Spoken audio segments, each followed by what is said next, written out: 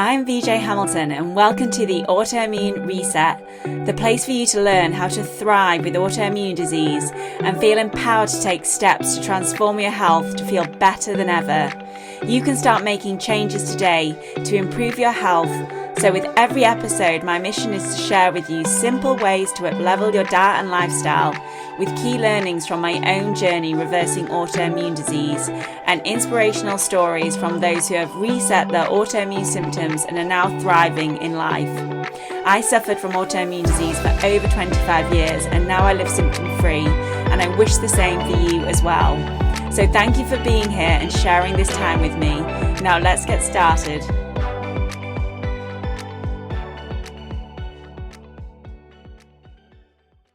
Hello and welcome to this Friday 5 episode of the Autoimmune Reset podcast.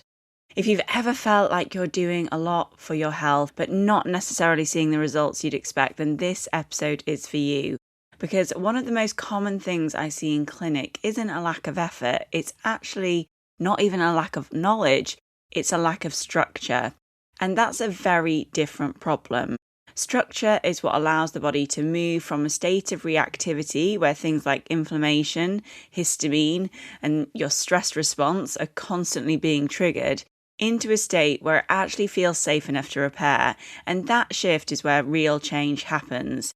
So if you feel like you're doing everything right but nothing is shifting, then we're going to be talking about some things that you can do to really start making some meaningful changes to your health with a more structured approach. When you're doing all the right things but nothing is shifting, this is often the most frustrating place to be because you might be eating really well, you've started taking certain supplements, you're trying to manage your stress with different stress management practices, and yet your energy is still low or your skin keeps flaring and your gut just doesn't feel quite right. You might still be experiencing symptoms. But from a functional medicine perspective, this often comes down to the order and capacity of what you are doing. For example, I'll often see someone supporting detoxification and they might be using things like glutathione and NAC while their gut barrier is still compromised, and that can create a problem in and of itself. Or they're eating a very healthy diet, but it's high in histamine because some of the most healthy foods can create histamine in the body, like avocado, for example, or fermented foods, or leftovers, or even spinach. And their body just simply doesn't have the capacity to break down histamine efficiently at this moment in time. So instead of feeling better, they're actually feeling more reactive. And the body doesn't just need the right inputs, it actually needs the capacity to be able to process them as well. And without that, even good things can feel like stressors in the body. The next is that your symptoms keep moving around. 1 week you might be experiencing bloating, the next you have headaches or skin flares, and then you have anxiety. Sometimes your sleep is poor, sometimes it's good. You might feel wired or tired. And very often histamine is sitting somewhere in the background here, and I find that a lot with the clients that I'm working with. Histamine isn't just about allergies, it's an immune signaling molecule, and it interacts with your gut, it interacts with your brain, your hormones, your skin. So when histamine is elevated, whether due to gut dysbiosis, candida overgrowth, poor breakdown, which is via the enzyme DAO, or even when your liver is overwhelmed trying to manage other things, symptoms can show up in multiple systems. And this is why things can feel very inconsistent, because they're actually not random. They're connected through an underlying pathway, like gut barrier integrity, like immune activation, your detoxification capacity, or even nervous system regulation. And a structured approach helps us identify where that load is coming from, and more importantly, where to start reducing it. Another sign is when you are feeling better, but then you stop doing what you've been doing and you feel worse again. So for example, you might be taking an antihistamine supplement or following a low histamine diet and you feel better, but then you reintroduce foods or stop the supplements and symptoms return. And this is such a key insight for me because it tells us that histamine is not just at the root of the issue, it's a signal. And I am using histamine as an example here because when I'm working with clients, histamine seems to be an underlying issue.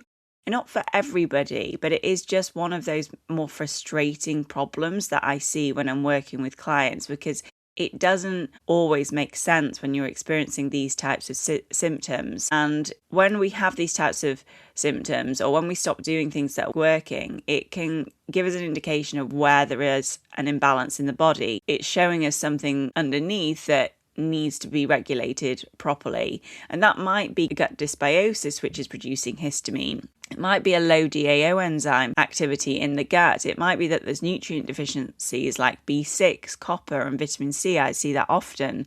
It might be that the liver pathways are overwhelmed. So yes, managing histamine can absolutely help in the short term, but a structured approach allows us to ask, why is the bucket filling up in the first place? Why is tolerance so low to histamine? Because unless we address that, you end up in a cycle of temporary relief, and we're all aiming for long-term results when it comes to our health, so we don't have to keep going through these flares week after week. The next sign is that you're overwhelmed by conflicting advice, and you've probably heard fermented foods are great for the gut, and they can be, but not always, because if histamine is already elevated, fermented foods can tip the balance further, leading to symptoms like itching, flushing, headaches, or even anxiety.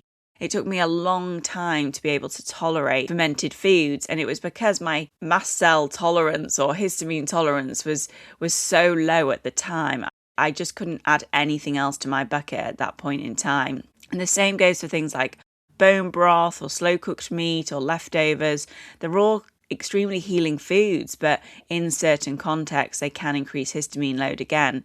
So again, the issue isn't that the advice is wrong, it's that it's not personalised to your current physiology. And this is where structure becomes incredibly grounding, because instead of asking, is this food good or bad, we start asking, is this supportive for me right now? And the last sign that you need a more structured approach to your health is that you're relying on motivation rather than your own physiological systems in your body. If your approach to health changes depending on how you're feeling that day, that's a sign that your system isn't quite anchored yet. And this matters more than most people realise, because instability in a routine can feed instability in the body. Regular meals can disrupt your blood sugar and cortisol, which can add stress to the body. Poor sleep timing can impact histamine clearance. That's why a consistent bedtime makes all the difference. And histamine clearance primarily happens overnight. So you may find that your histamine intolerance or your histamine issues are worse the next day. You might have inconsistent eating patterns, and that can affect gut motility and microbial balance. So you're more likely to have constipation or symptoms of needing to go to the toilet urgently. So what looks like a lifestyle issue on the surface is actually deeply physiological. And a structured approach creates consistency in meal timing, your sleep-wake cycles, your nutrient intake, and your nervous system signals, which your body loves routine. We know when we look after our animals, it's the same for them. They like a routine, and your body is the same. So this consistency is what allows the body to downregulate inflammation and histamine over time. If you're listening to this and thinking, this sounds like me, I want to keep this simple, but structure doesn't mean doing more. It means doing a few key things well and consistently. And here are 3 starting points I often use in clinic.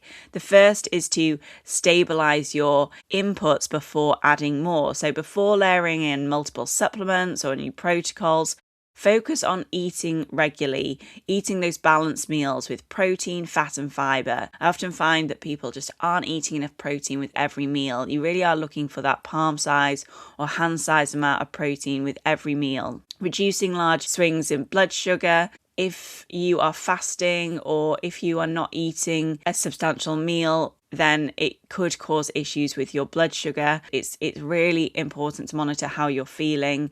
If you do feel depleted, if you do feel drained, if you feel dizzy, it could be a sign that your blood sugar isn't quite regulated yet, or if you feel hungry.